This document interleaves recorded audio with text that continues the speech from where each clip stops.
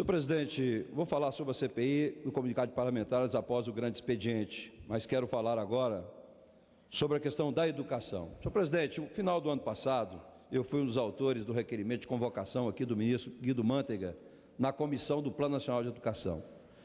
E depois acabamos transformando essa convocação em convite, o ministro impossibilitado de vir à Câmara.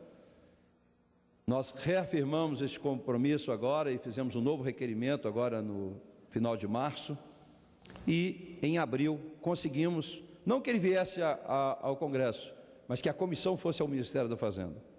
Fizemos essa concessão e estivemos lá aproximadamente 20 parlamentares.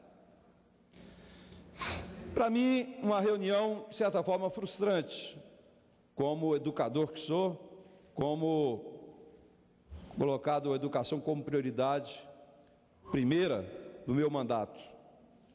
Primeiro, o desconhecimento, de certa forma, não vou dizer total, mas um desconhecimento significativo da questão do Plano Nacional de Educação pelo ministro da Fazenda. Eu sei que o ministro da Fazenda não tem que ser especialista em educação, mas um país que quer realmente se transformar em potência, a educação tem que fazer parte da pauta da economia.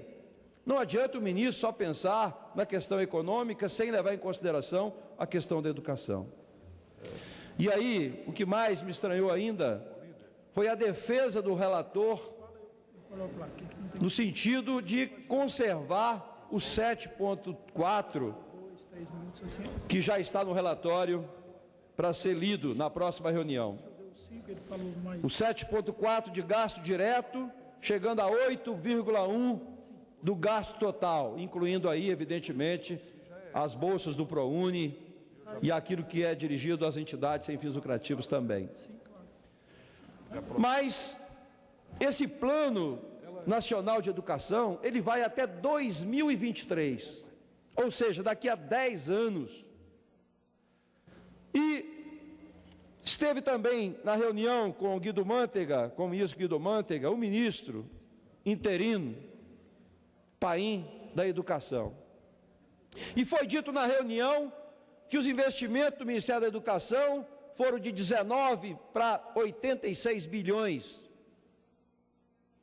Mas fiz questão, naquele momento, de mostrar que, em termos de relação com o PIB, praticamente não houve nenhuma evolução.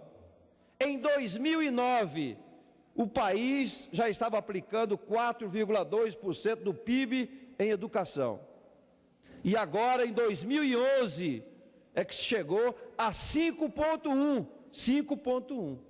Ou seja, um acréscimo inferior a 1% do PIB em educação.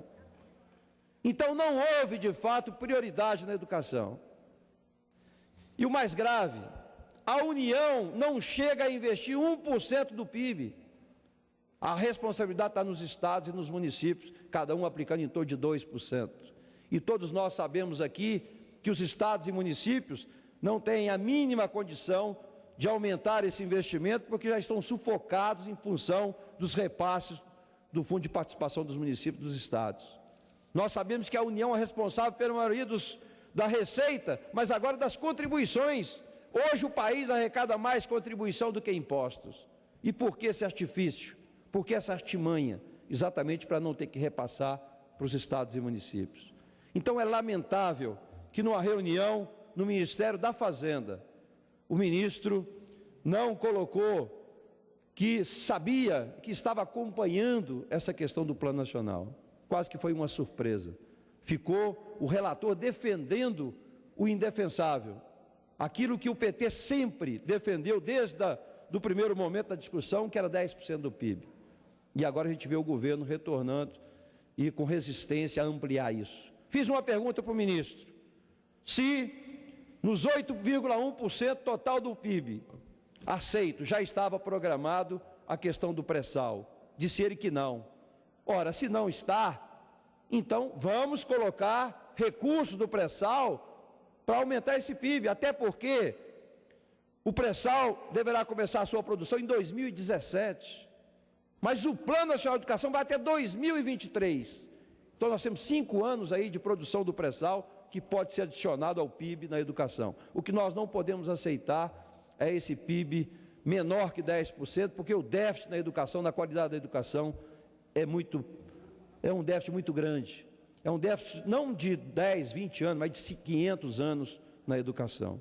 Então, eu faço um apelo aqui a todos os membros da bancada, todos os membros da Comissão de Educação, para que na terça-feira que vem nós possamos discutir essa reunião que foi feita, avaliar essa reunião e possamos, de fato, votar os 10% do PIB para poder recuperar alguma coisa com relação à educação do país, que está um caos. Está se discutindo 19 estados, e eu diria que agora, esse ano, provavelmente por unanimidade, não estarão cumprindo o piso nacional do professor, que é R$ 1.451. Como é que pode admitir a gente aprovar um Plano Nacional de Educação, onde a perspectiva de 10 anos é aumentar 50%, 60% deste valor? Absurdo! Nós não teremos educação de qualidade mantendo essas posições que o governo se manifestou através do Ministério da Fazenda e através do relator. E ainda mais, senhor presidente, o caos. Eu disse outro dia na Comissão de Educação, onde estavam voluntariando toda a questão das universidades públicas, de qualidade, excelência, mas o que nós temos que ver é que as universidades federais hoje recebem uma matéria-prima, recebem alunos de qualidade. Quem entra na universidade hoje, pública, são aqueles oriundos das boas escolas privadas. Eu quero ver a Universidade Pública Federal receber esses alunos que vêm da rede pública, que está aqui nas estatísticas, aluno que termina o 2º grau, senhor presidente. O índice de aprendizagem de português e matemática não chega a 6% dos alunos. Os alunos que concluem o 2º grau, chegam no final do 2º grau com 6% de aproveitamento do mínimo de matemática e de português, sem a mínima condição, e vai para a escola particular, para as universidades e faculdades particulares, para enfrentar realmente um curso superior. Eu quero ver essa universidade pública atendendo essas pessoas que estão na rede pública e que estão aí com um salário aí, o professor recebendo 1.451, naqueles estados que ainda conseguem pagar. Isso que eu quero ver.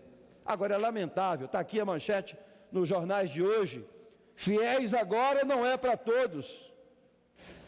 Senhor presidente, o FIES é um financiamento, não é de graça. Isso aqui não é ProUni. ProUni é bolsa integral. Agora, FIES é financiamento. O aluno vai pagar depois. Vai pagar com juros. 3,4, nós conseguimos baixar os juros. Mas agora limitar o FIES em R$ 6.200. Senhor presidente, R$ 6.200 é o salário de um professor aqui de Brasília, de um policial militar, que paga de aluguel R$ 2.500, R$ 3.000, e que tem que fazer um plano de saúde, porque a saúde do país, e aqui em Brasília em especial, não atende a classe média. Todo mundo tem que correr para um plano de saúde. Então, quem ganha R$ 6.000, senhor presidente, paga aluguel e paga um plano de saúde. Não sobra para pagar a faculdade. E aqui é financiamento, é juros. O que se faz todo dia de incentivo à indústria, à produção, como está aí o BNDES emprestando dinheiro de graça para todo mundo, e agora para a educação estão limitando a isso. Eu apresentei agora na medida provisória que chegou a essa casa, 564, 2 emendas com relação ao FIES, os absurdos que acontecem. Primeiro, o FIES só é aceito o aluno que está matriculado. Um absurdo, quer dizer, o aluno tem que fazer vestibular, fazer a matrícula, aí depois de 4 meses, o FIES diz assim, olha, não foi aprovado, e o aluno já está com a esperança, com aquele sonho na faculdade, ele tem que simplesmente abandonar, ou seguir mais 6 meses sem pagar, e não consegue o FIES. Então eu pedi, e coloquei uma emenda, para que os alunos do 3º ano fizessem como é normal, quando você vai alugar um apartamento, você tem que fazer o cadastro antes. Você não muda para depois fazer o cadastro e dizer, ó, você está reprovado, tem que sair do apartamento. Não é assim. O óbvio, o evidente, é que se faça o cadastro antes, aprovado, faz o vestibular e matricula, é o óbvio. Nós temos que corrigir essa distorção. Outra coisa, eu estou fazendo a faculdade, perdi meu emprego, aí estou devendo lá, que eu não consigo pagar. Até conseguir o FIES eu levo 4, 5, 6 meses. Aí o que eu estou devendo na faculdade não entra no financiamento. Aí eu não consigo financiar porque eu não paguei a faculdade.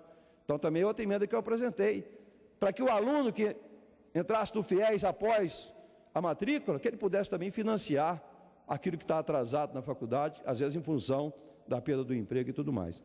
Então eram essas considerações, e precisamos, na terça-feira, discutir e votar o Plano Nacional de Educação. Vamos fazer a leitura do relatório final, mas eu conclamo aqui todos os deputados a votarem pelos 10% do PIB. É fundamental que estejamos unidos para que possamos evoluir e avançar um pouco na educação. Era isso, senhor presidente. Muito obrigado.